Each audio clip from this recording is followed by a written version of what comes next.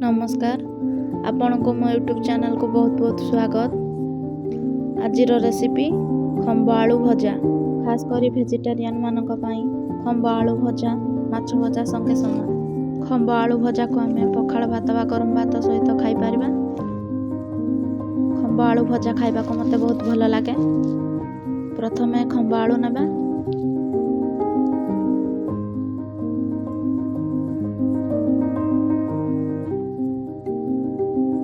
ताकू भल भाव रे काटी नेबा। ताकू काटी भल भाव रे धोई नेबा। मसला पाई कटा पियाज, कटा अदा, कटा रसुण,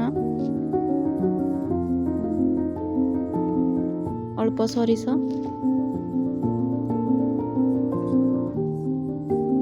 अल्प जीरा,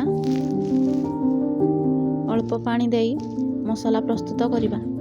कड़ाई रे तेल गरम करी किछि गोटा सरिष, हळदी गुंड, सरिष मसला,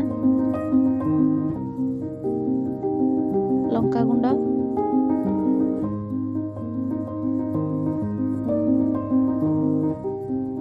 कटा खंब आलू पकाई गोळेई नेबा।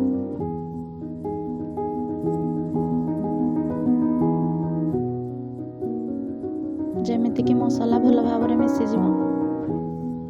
तापर स्वाद अनुसार लुण पकाइबा।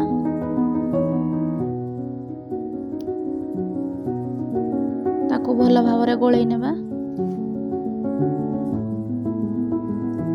सिझिबा पई अल्प पानी ऐड करिबा।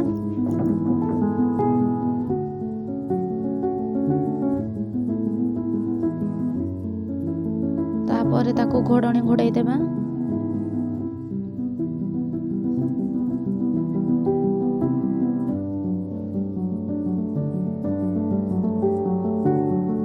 घोड़णी काढ़ी चेक कर नेबा।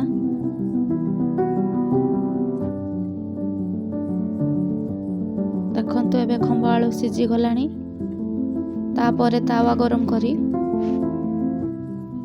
तावारे तेल पकाई खंब आलू को भल भाव रे भाजी नेबा।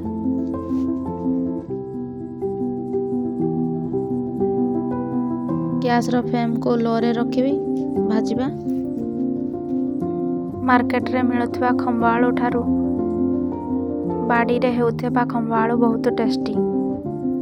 जे माने बाड़ी रे हेउथिबा खंब आलू खाइथिबे से माने ही तारो टेस्ट जानिथिबे। एबे खंब आलू भल भाव रे भाजी होई गलानी। तार कलर मध्ये चेंज होई गलानी। एबे ताको प्लेट को काढी नेबा। एबे हमर प्रस्तुत होई गला खंब आलू भजा। जदि आपको मो वीडियो भल लगे लाइक शेयर सब्सक्राइब करेंगे।